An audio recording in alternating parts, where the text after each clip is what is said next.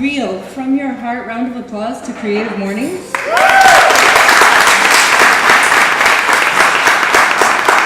I will take absolutely no offense if you go on Instagram right now and follow Jeddah_CM, or is it CM_Jeddah?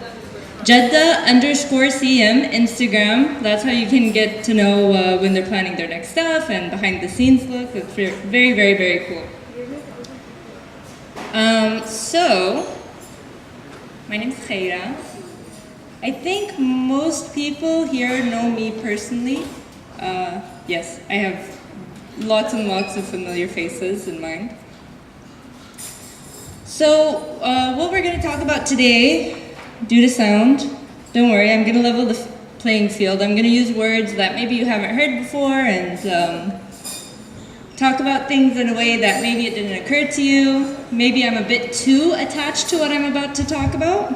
I don't mind. The biggest disclaimer is when it comes to my perception of sound, I'm going to keep on talking about, and this is how we feel about sound, and this is how it's not really study-based or anything. These are my feelings. So that's the first disclaimer. And while I'm saying things about how I feel about sound, I would love some interaction. So if you agree, you know, we can give a nod. Let me feel a nod come from you guys. Nodding, try it, let me feel it, okay, good. And now if you don't agree with me, you know, I'm sure you won't even feel that way, so we don't need to go over that. But if you disagreed with me, you'd go like, no, what are you talking about, Khayra? Let me see your nose. Nose. We'll get into it. This is just a private conversation between me and you and 100 other people. But regardless, that's what I'm used to doing, and I'm going to talk more about that in a second. I'm very used to having very private, intimate conversations with more than 6,000 people listening at any one time. So, let's get into this.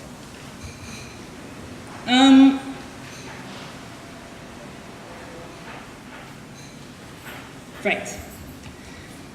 So let's start with a moment. Can everybody see? Okay, you can't see the screen now because literally it's a black screen. But I'm gonna just exit and try one more time. Can you see what's on there? Can you tell what the picture is? It's supposed to be a cave with fire, right? Kind of. This might be a genuine problem. Pretend like you're interested while I'm talking about the slides, okay? That's all I need from you. It's your problem if you don't like it. Sorry. Okay, so let's do one thing and take a genuine moment of silence for 30 seconds. Don't look at your phone, don't talk to anybody. We're gonna sit awkwardly, quietly. Starting now.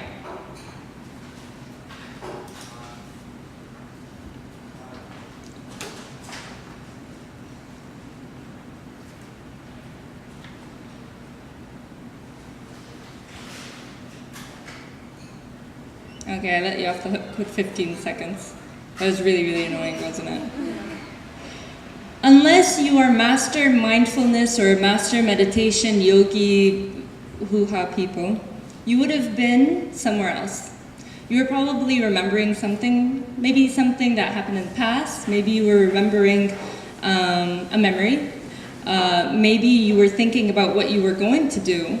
You were in the future thinking about what's going to happen next. Maybe you were trying to figure out what the screen was supposed to show. It's a black screen, it's fine. But the point is that you weren't here, and that's the power of silence. And there's very few things that can bring you into the moment. I'm a very firm believer that the thing that can bring us into the present and allow us to fully be alive is connections with other people. But that's just me. Some other people say that it's when they do what they love. Some people say it's when they're learning. But for me, it happens when I'm having a conversation with someone and connecting with them on a deeper level. Why do I keep talking about these things? Who am I? You can't see it, but that's an adorable picture of myself. My My name's Khayra. You can read the stuff at least. I'm a computer science graduate, which is why I keep talking about technology. It's because I studied it. I am very passionate about community building from as far as I can remember. I just love the moment where I put together an event and two people who wouldn't have met without that event get together, and for the first time they talk to each other, and then 3 years later I find out that they have a business together or something. It's something that lights my fire. I co-host with Fatma Baram a podcast called Azibda Podcast. Do we have any Azibda listeners here? Yeah, I planted them all. So Azibda is a podcast that I care about a lot, and it delves deeper into how to be more authentic, and it's part of something called the Mustadfin Network, which I also work at. I handle the operations there. And what are these things? What's a podcast? Let's level the playing field, shall we? So first of all, everything that I'm about to talk about, you can check it out at this link, mustadfid.com/subscribe. Mustadfid, it comes from the word dafur, which is nerd, because we are all geeks, and our studio is covered in Superman and comic book stuff, and most of you people have seen it. And if you want to see it, let me know. I'll give you a tour. Okay. So, really quickly, what's a podcast? So way back when people used to download their podcasts, right, onto their iPods. Is the sound okay? Okay. Onto their iPods, and then they would listen to it at their leisure. What's a podcast? It's basically a broadcast that you can download and you can take with you anywhere you want. And it comes from iPod plus broadcast. It's really, really so simple. On your iPhone, if you have one, I don't know, do you know what a podcast is? Can you raise your hand if you know what a podcast is already? There's still some. So I'm a believer in leveling the playing field. Basically, when you have an iPhone, it already comes. It's probably in your folder labeled apps that Apple made me download that I don't know what they do. So check out that section. You'll find it there. And these are the different apps that you can use for all of them. They're called podcatchers. You can also be a little nerdier and use RSS feeds, and there's also SoundCloud that has a lot of these. It's basically online talk shows. But let's get to why we're actually here. Okay, humans are social creatures, and because of that, for some reason, we've always wanted to connect with each other around the globe. At first, it took the form of invisible roads or paths to places where there would be a regular path like the Silk Road, or famous paths that traders would take to come here and there, and people would send letters to each other, for example, and then it graduated slowly with time to not just be paths that you can walk, but also wires for telecommunications and telegraphs and all of that good stuff. And finally, we got phones and cables, and there was something that happened, and if you don't take anything else out of this talk, I want you to remember these 3 words. The intergalactic computer network.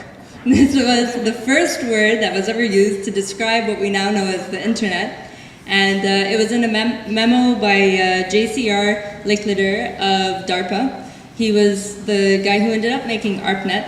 And that was a really early version. And the way all the articles were written about this concept was we're going to connect computers to each other and you'll be able to access files, right? But when he would talk about it, he talked about it on a much deeper level. Like, no, this is going to change the world. You can connect with anybody, anywhere. This is very normal for us now. But let's back up to 98, where maybe some of you were born. I don't want to think of my age right now. But it was something new, And I'm so proud that we are now at a place in time where we know that technology can give us that deeper connection and that deeper sharing of the human condition. So let's talk about this idea that Rosanna mentioned, where I keep on talking about technology and people as though they're like one and the same. I believe very firmly that when it comes to the human brain, that's a picture of the human brain in case you can't see it. It's a plastic one, I'm not disgusting. So the human brain is made in such a way where we are, as social creatures, as a social species, develop a lot of our learnings and a lot of our survival skills through communication, right? Which means we develop it through language. So it was only natural for us to also create computers like that. That's where the idea of programming languages come from. That's where the idea of anything that can be represented. I won't get into the science of it. I really want to, and if you want to, talk to me later. We'll nerd out about this. But basically, we created language in all different forms to pass on information between each other. And when I'm talking about language, I'm not just talking about C# or HTML or French or Arabic. I'm talking about any symbol that can represent an idea, like so. So there's music sheets, there's math. I consider math to be a language that can really express something deeper if you want it to. There's all kinds of stuff. Throughout the talk, feel free to jump in if you find that I'm struggling finding a word and you know it. Jump in. I am very pro communicating both ways. So what happened with all this language is we had the ability to express ourselves through writing at any time we wanted, about anything we wanted. So obviously, humans we are, we decided to collect them all. But what did this lead to? It wasn't the idea that Licklider first thought where we were going to connect on an emotional level to each other. It was instead overwhelming. It was masses and masses of data and information. How in the world would you be able to stumble upon something that you didn't know if you didn't know how to find it or if it didn't come to you? We just had these libraries of facts and websites. And this is what led to the idea of the influencer or curation, like BuzzFeed or Kim Kardashian. You know, when I want to know what hairstyle to get, I would be asking Rihanna. When I wanted to know what shoes to get, I'd be asking Kanye. I don't go and look at every single shoe in the world. I trust people to guide me and to tell me where to go and what to do. This leads me to my next topic of the oral world. So when it comes to convincing, there was one character in particular in 2016 that did a lot of convincing. This is a quote by Donald Trump. It says, and I quote, "I'm a leader. I'm a leader. I've always been a leader. I've never had any problem leading people. If I say do it, they're going to do it." That's what leadership is all about. That's so true. So, the reason why I bring this up, do we have any bookworms? Anybody who likes reading here? Okay, to your sensibilities, it would probably sound kind of ridiculous, especially when you're reading it. Why are you repeating it so much? Why are you drilling it home? It makes it sound dumber if you can't put it in a nice, concise, small sentence. What he did was he used age-old traditions in the oral world, something that we've been not focusing on in the past 100 years because we got so into the writing world.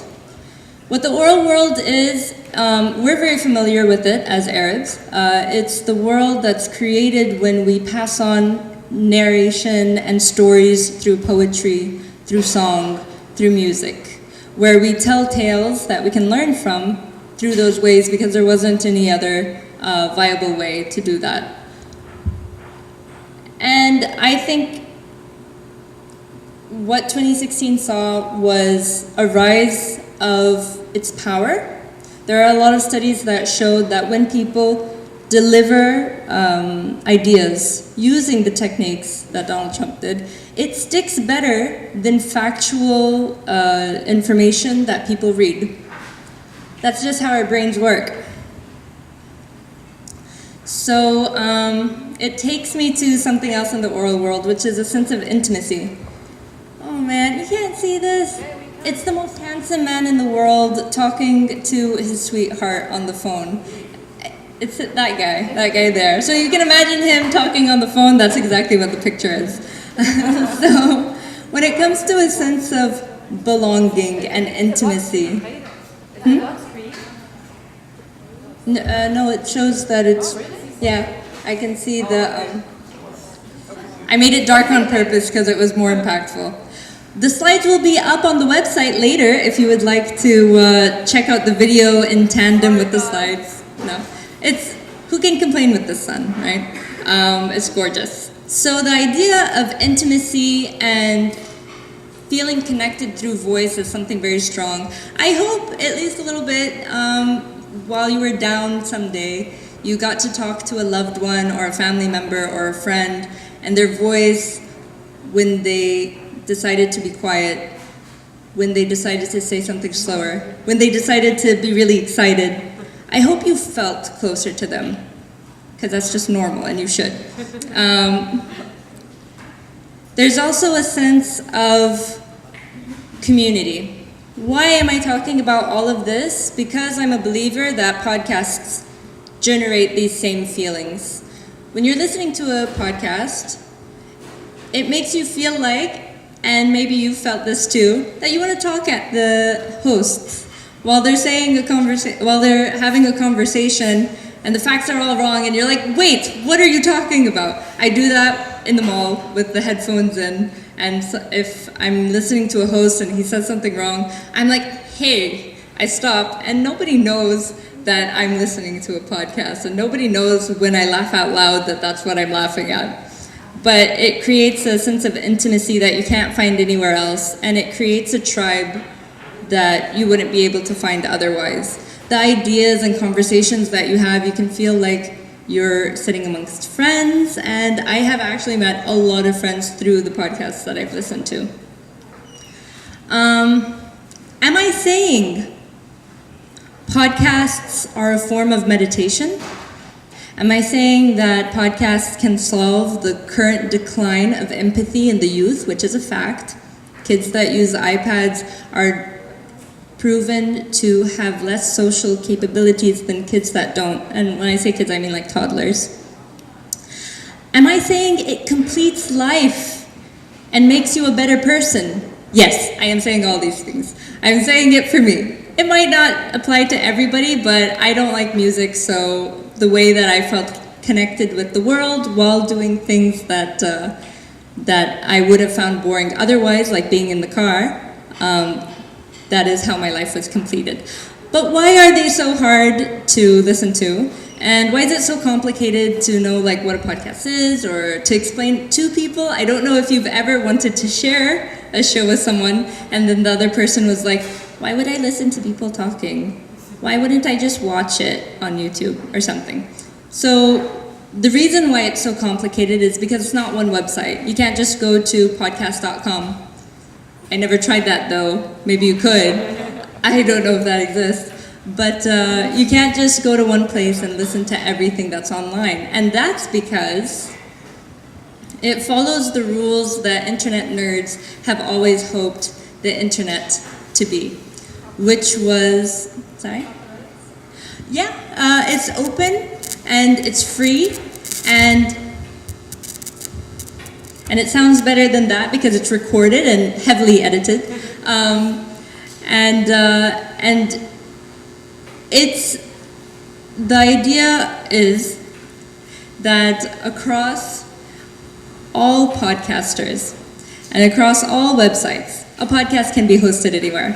And because it can be hosted anywhere, you can find it in any way. So you can find it with all of those apps that I was talking about, through RSS feeds, through streaming, everybody's doing it their own way, and that's the way that internet nerds think the internet should have always been. Not just monopolized by, like, let's say Google or Facebook, or that's not the real internet. One more thing. I believe it's a platform for deepening and sharing the human condition, which is the only thing that, at the end of the day, we really want to do, being mortals and all of that, fun stuff. So, that is my talk, and we can move on to questions and comments. Suggestions? Thank you. It went a lot quicker. I'm used to having like my friends here and listening to me practice, and usually they butt in like every 2 seconds. So we went fast, but I think that's good. Does anybody have any experiences themselves with podcasting? Do you have any questions for me? Oh, no, everybody's gonna look at you awkwardly now because you took my attention.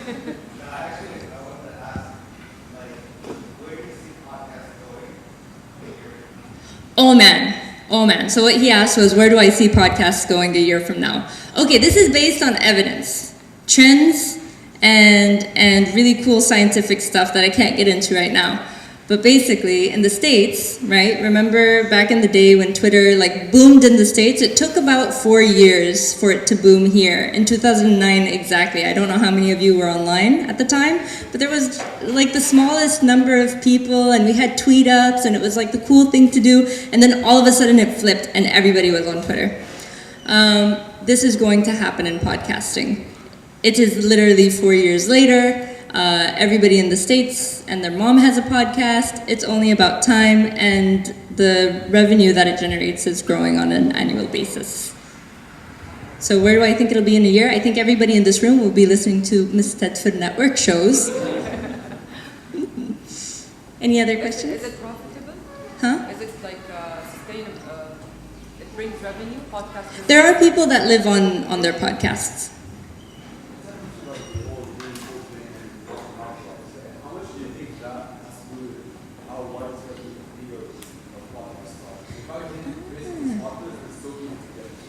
Yeah.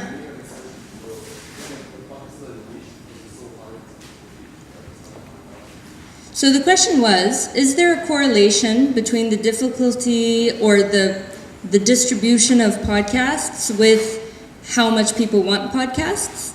I would say yes. In the beginning, most podcasts were either very nerdy or very tech focused. But now we are moving into a different realm where there's a lot of podcasts that cover self-help and anything that you would find in audiobooks as well. So I think that's where the shift is coming from. In the States, it's so normal. It was just crazy when I was in LA. Everybody listens to podcasts, especially in LA, because it's very much like Jeddah roads, where there's lots of traffic and lots of car time. So lots of time generally. Questions? Yes. Yes, I love double questions.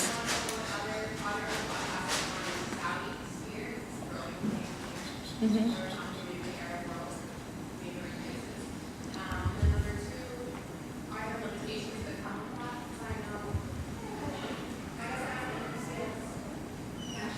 A limitation, something we have to be careful with, or as a positive outlet that might allow for more expression in the Saudi sphere? Because a lot of the podcasts my friends listen to back in the States are very political and are kind of not the typical that you get in the news kind of thing. The first question was nice. It was, is there a big a big community of podcasters in Saudi? We are growing it.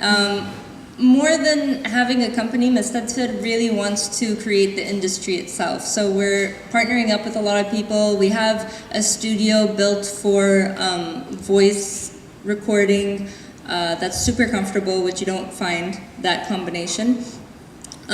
We also help set up podcasts, so and definitely it's growing. There's 3 huge ones. Mostly their listenership is on SoundCloud.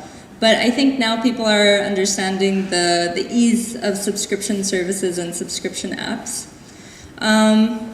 The second one, we have an entertainment, because it's not widespread, and this is relevant. I'm not dodging your question. It really is relevant. There's so much to talk about that would last longer rather than what's happening this week or this month. Because once a podcast is recorded and put on a server, it's there for years and years. You can find podcasts from like 2004. Yeah. Oh, sorry. There's one in the back and one in the front. Let's go with the back because the one in the front is a plant I made. First of all, thank you so much for this talk. Hey, my pleasure. I believe that podcast has certain target listeners. Yes. So when it comes to Zibda, who are your target listeners? Funnily enough, it changed with time. So when I started as Zibda, I just felt like we weren't asking as many questions as I wanted to on something called the Mustadfir Show. Background information, just to level the field. The Mustadfir Show started in August 2015, and it was co-hosted by Ammar Sabban, who gave last Creative Mornings talk, if you were here, and Rami Taiba.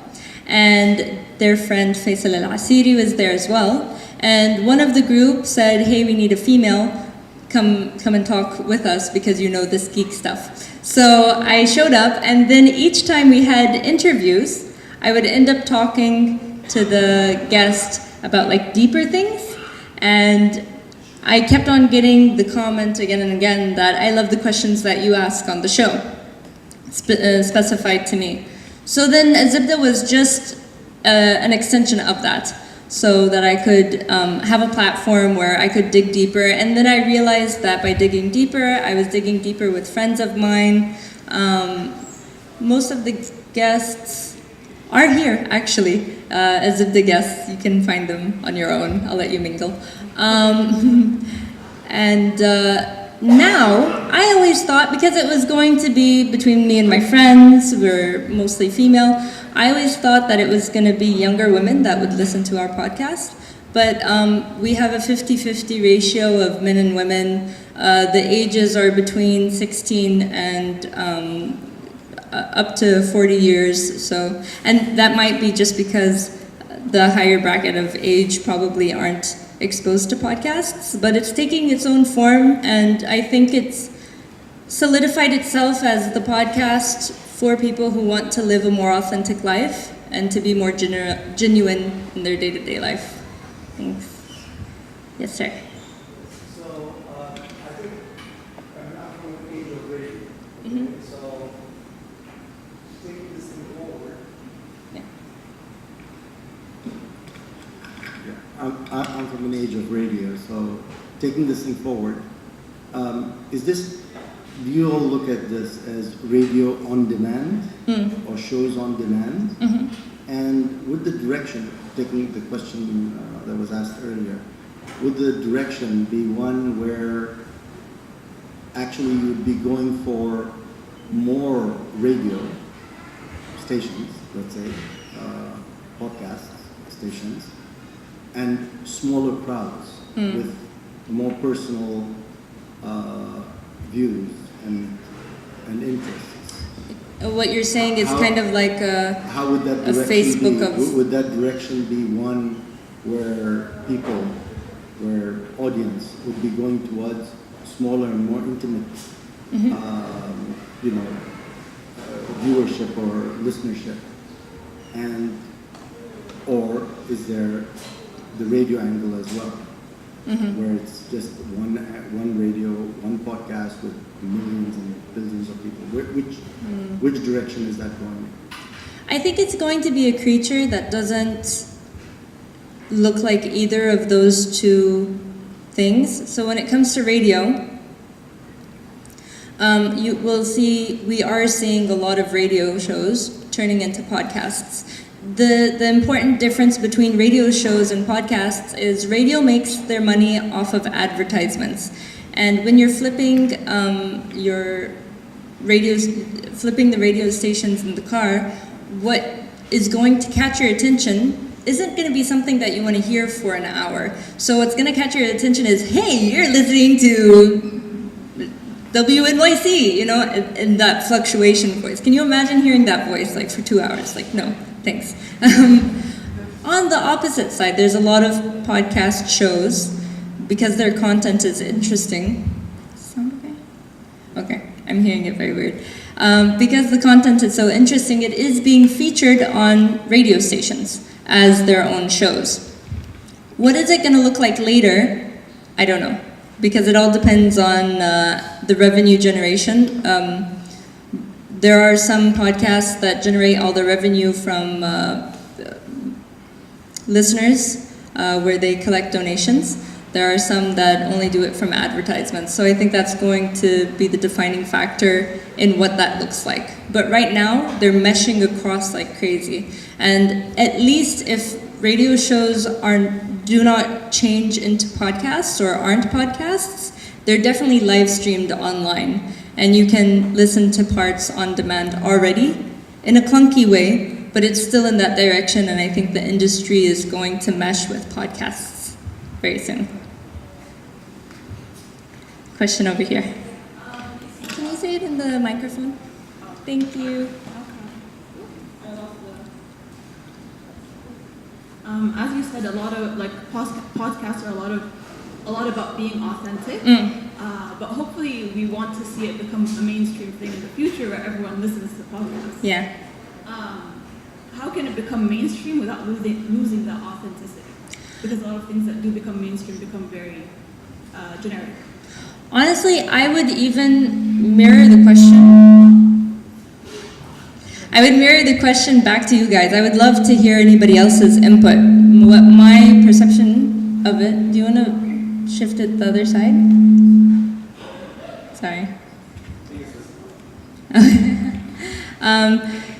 So, how to make it mainstream? The question is, do we want to? It would be very easy to like create an app that, just like Apple did. Apple made it as mainstream as you could. When they introduced it on iTunes close to 7 or 10 years back, that was when it switched and it became something that you already had on your iPod if you wanted to. I hear from people, I don't know if you guys are it, but whenever I would introduce someone to any of my shows, they would say, why is it a whole hour long? On YouTube, it's only 3 minutes. Can't you like make it faster? So it depends on what they're looking for. I think that's the biggest defining factor. And when it comes to just generally awareness, I say that's the only thing. And the easiest thing, especially in the Arab world, do you remember how quickly everybody learned how to use WhatsApp? My grandmother uses WhatsApp. I mean, come on. It spread very quickly, and it was because, oh, look, I have this app, and I think that's the only way that we can encourage it. We're working on some video campaigns to like show how easy it is, and I guess just bringing awareness to it through talks like this would help. I don't know if anybody else has any thoughts or comments on wanting podcasts to go mainstream or how to make them mainstream if you want to in the first place. Yes. Well, a lot of people argue that audio is more powerful than video, than your visuals. It's more immersive. Do you think that maybe there could be a future for creative nonfiction or building sort of like storyscapes in a podcast form? It's already being done, and it's awesome. And by the way, this is a filmmaker saying that audio is more important than visuals. Listen to all of my podcasts.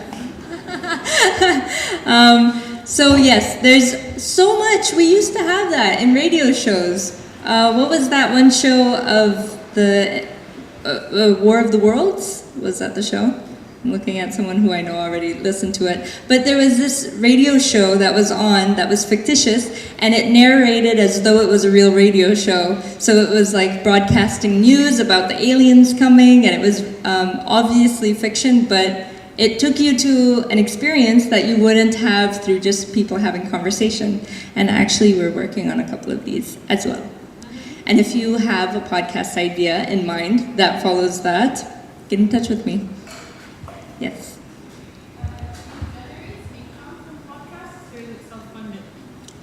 From ours or generally?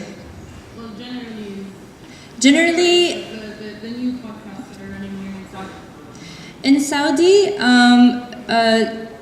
revenue in theory should come from advertising, But a lot of the podcasts that I see at the moment in the region are self-funded.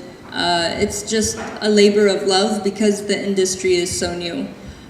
In theory, the more people listen to it, the more you tell all of your friends to listen to it, then the more likely advertisers will be like, oh, I guess this is a thing, let's give them money, and then that's how they generate revenue. For us, we have two sub-companies. We have the content generation, which is all the wonderful shows that you know, and then there's also the production side, where we produce and host and rent out our studio to other companies. Yeah. Sorry to hog this.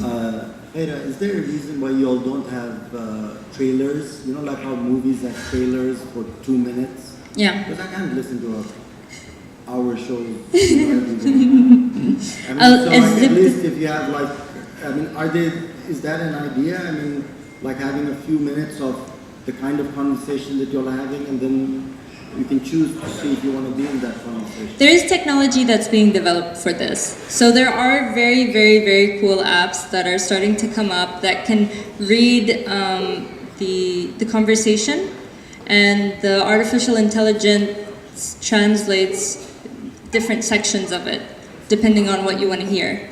There's also the option for me, for instance, because I'm a spectacular host for a Zibda podcast. If you jump to the link that we provide, or the second that we provide, we summarize the whole conversation for you. And what else? And honestly, I mean, if you don't want to listen to a whole podcast, I don't know who you are. Yeah. Yes.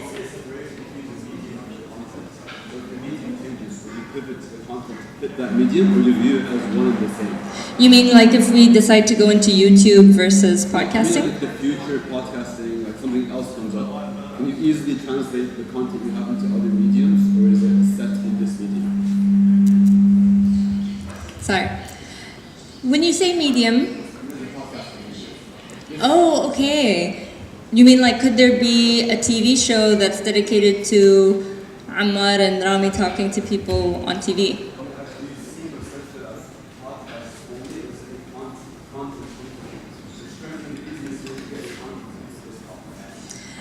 It's definitely a podcast company now, but we've evolved so much. In general, we only started the network in April, so it changes literally on a monthly basis depending on what's needed in the world. We never thought that we would have a production side of the company, but we saw so many people that had podcast ideas but didn't have the technical knowledge. So it's up in the air. We're open to possibilities, and I know for one, for Zibda, I would love to set up a newsletter. I'd love to set up a book club because that just so happens to be the audiences that we have. Yes. So this is the last question. Oh, last question. We already got to 12:30? So it's Oh, yes, there's a yes, yes. mingling a bit. Yeah, there's mingling time, so you can ask me your questions as well later. Yes. My question is the last question. Wow. I'm sorry. حنرجع موضوع البودكاست. My question is about connection. You Yes. said that there is a great decline in empathy in you, even though connection now is very easily accessible. Do you think that that's the reason that now we're taking connection for granted, or maybe we need better ways to connect? So specifically, the studies that I read was talking about empathy and being able to read social cues. It took toddlers, and they had different groups where there were toddlers that used iPads regularly instead of playing with each other, and then there were toddlers that would play with each other or spend time alone playing with toys and stuff. And they noticed that there was a difference in both groups, and how when they used more technology, but this could be for a number of reasons. This could be because maybe they're just not focusing on faces as much as the other kids. Now there's different stimulus. It could be for a number of reasons, and I feel like your question was more, do we take connection for granted now? Yeah, I think it's just technology hasn't caught up with how we want to actually use the internet. I feel like as time progresses, we're going to make it more and more native to how humans are supposed to work. We're not supposed to, like, our thumbs hurt. We're not supposed to be texting all the time, you know? And that's what I feel, that there's going to be a time in the future where it will increase our empathy, maybe not increase, but it'll definitely not decline it, if that makes sense. And I'd love to hear anybody's ideas otherwise, because this is something that I could nerd out about all day. With that, that was our last question. Thank you so much. Thank you. The slides will be up on the website along with the video, I imagine. So it takes around another month because we're شوية behind schedule on the videos, but all the videos are on the Creative Mornings website. Is there a way I can give you the slides to... Okay, so I'll put the slides up and it has lots of information. Anytime you want to get in touch with me, the easiest way would be through my handle, KHAYRAB, on just about every social media platform. And Mustadfir, we have very good search engine optimization. We're the only word in the world that is MSTDFR, so you can find us there too. Thank you.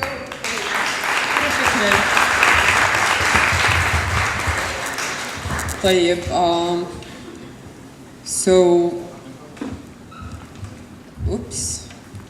طيب ايش كنت بقول؟ ايوه شكرا نسلة اليوم للقهوة ودائما I forgot to mention اول انه نسلة من اوائل الناس اللي بيدعموا Creative Mornings and what else? So ايوه today the Diarikum Hospitality Group is offering 10% discount for all the Creative Mornings guests, so you can enjoy today at Punjab or Italian Touch or Ahwak or here.